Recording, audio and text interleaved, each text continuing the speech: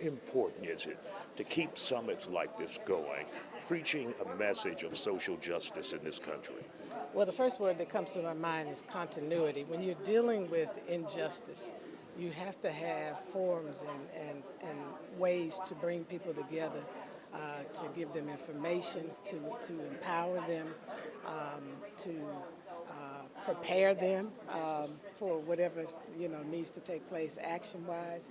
And so these are the kinds, and to give people the hope in the midst of all of the challenges that we are facing in the social justice arena. I mean, a lot of people are losing hope because it seems like we're not making a lot of progress, in particular related to the black community and people of color.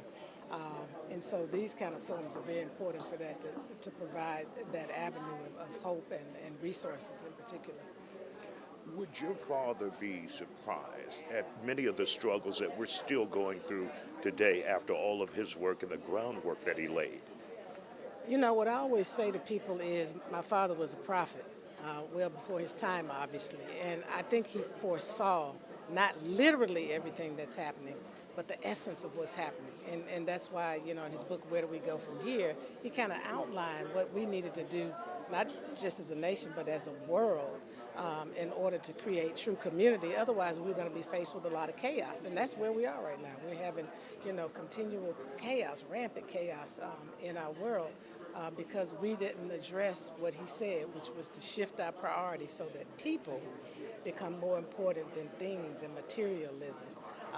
And he also talked about our loyalties, that we can't just be focused, on our own tribes, but we got to figure out how to have an overriding loyalty to humanity. Because when you have that kind of commitment to humanity, it doesn't matter what the race is, what the ethnicity is, what the gender is, what the socioeconomic status is.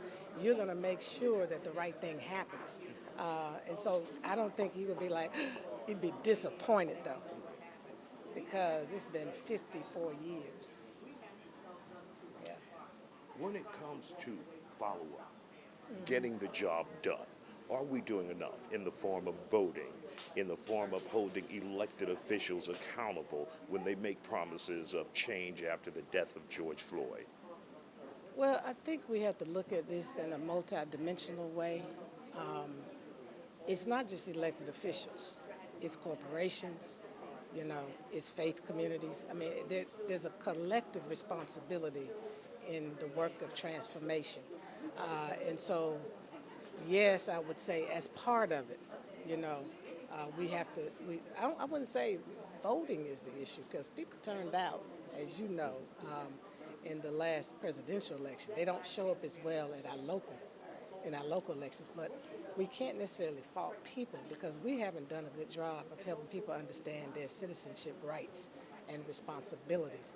And so my challenge to those of us in my community, the civic community, that we have to do a better job of educating the people that it's more to it than just voting.